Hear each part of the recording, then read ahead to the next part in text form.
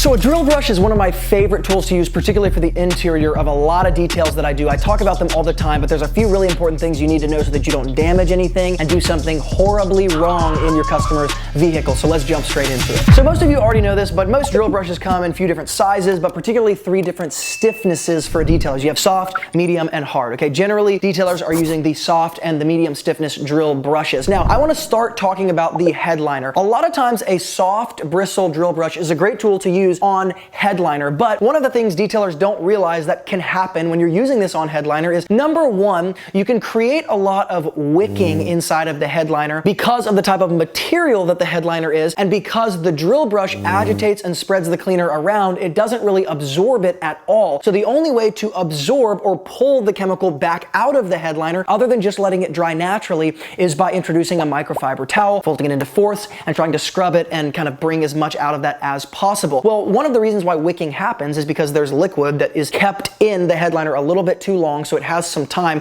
to start to stir up the stain and reach into other areas of the fabric, thus making the stain bigger, and then you see that wicking effect. Well, one of the ways we could prevent this is if somehow in our cleaning process of the headliner, we could actually dry the area as we're cleaning it, or dry it before we introduce the microfiber towel to dry it, and the drill brush does not do that. So I want to introduce to you guys a replacement for the drill brush that I think is extremely important that I don't really see anybody talking about. But before I do that, I just want to remind you guys, below in the YouTube description box, there's a link to register for a live free training I'm hosting on May 11th. I'm going to teach you guys exactly how to use ceramic coatings to scale to $100,000 a year or more in your detailing business. So if you've been waiting to start using ceramic coatings, get into paint correction, learn the business of how to do that, and get a step-by-step process that will take you there, that's exactly what we're talking about on May 11th. The spots do fill up. It's been over a year since I've done this, so do not wait if you're interested. Grab your spot for free with the link below, and I will see you guys there. One of my favorite ways to clean headliner is to actually use a dual action polisher and a microfiber cutting disc. The reason for this is because the microfiber cutting discs that I'm talking about have a foam interface when you get below the microfiber. So you have the microfiber, the foam, and of course the backing Velcro that attaches to the DA. What this does, of course, using a DA is it actually allows you to agitate the cleaner on the headliner that you're working on. Obviously, you're rotating and of course you're revolving around the axis of the dual action polisher. So it is agitating it kind of like a drill brush would. But the thing is, the microfiber actually starts to absorb a lot of the chemical as it's agitating and cleaning it. So it's almost as if I'm taking a microfiber towel by hand on steroids, okay? So we're absorbing and we're cleaning at the same time, which makes this one of the most effective ways to replace a drill brush and clean headliner, because you reduce the chances of wicking to basically zero. It's kind of hard to get wicking to happen when you're using the tools in this particular way. Now, depending on what kind of dual action polisher you have, this can work with any of them. Obviously, a 6-inch DA works, but also the smaller Rupes 1-inch polisher works as well for those tighter areas when you're detailing like the visor or the back of the headliner in a corner where it's difficult to reach with a 6-inch backing plate. This is one of my favorite ways that I think doesn't get talked about a lot in the detailing world to avoid using a drill brush, because that's actually an area where a drill brush can cause a lot more problems. Now, the second area where this exact same thing happens, obviously, is with the upholstery, and I want to add a few things here. Whether you're detailing traditional upholstery or even suede upholstery, it can be very difficult to not tear up that material with different drill brushes, even sometimes the soft drill brushes, because it's just a very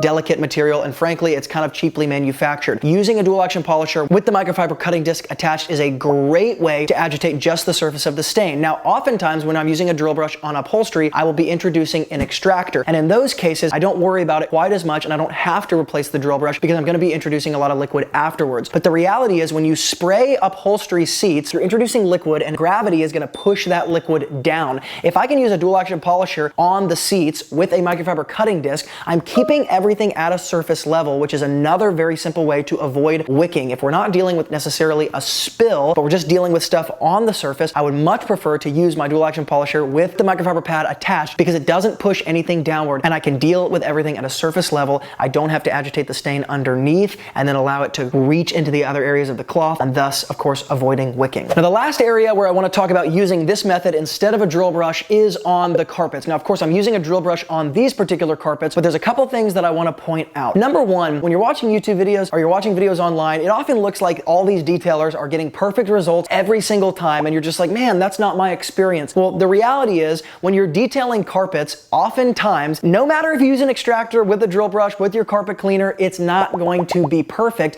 And what often is better is to address things like I talked about addressing them on the upholstery at at a surface level on the carpet, because when you stir up all of that dirt underneath that inevitably is not going to come out no matter how much you do unless you spend 3 days doing it, it's often easier to keep things at a surface level using something like the dual action polisher with the microfiber cutting disc rather than the drill brush, because it doesn't reach underneath and stir up all of that stuff that maybe the customer is not paying for you to pull out, or maybe you just don't have time to pull out, or the carpet's just so old that it needs to be ripped up and thrown away and replaced. So doing something with a DA and a microfiber disc in this area, particularly with smaller ones, kind of like reaching for that smaller 2-inch drill brush or that cone drill brush, it's a very easy way to address the surface, improve the surface kind of at a visual level where you might not be aware of all the dirt underneath and it just looks totally clean. And so I know some detailers hear that and they kind of feel like it's contentious because they're like, well, you're not doing a full detail or a full job. The reality is there are some times where introducing certain tools that allow you to do things at a surface level and kind of put makeup over something is what the customer is paying for, and it is what the situation requires, because you don't have 3 days to address it and the customer actually doesn't care. They just want that facelift. This is another area where that works really, really well. Now, for those of you wondering about the tools and products I would suggest to do this with, I'll hook up all that stuff in the YouTube description box below. And like I said, in the same place, you will find your ability to register for that live free training on May 11th, where I'm going to teach you guys exactly how to jump into ceramic coatings, whether you've started or you haven't started your detailing business, scale to 6 figures. I'm going to give you the strategies that allowed me to do that in less than a year's time. And you guys are going to get access to a bunch of stuff that I haven't opened up in over a year. So make sure to register for that. I'll see you guys there. Check out the products below. And as always, from Luke here at Wilson Auto Detailing, keep working hard, and I'll see you guys in the next video.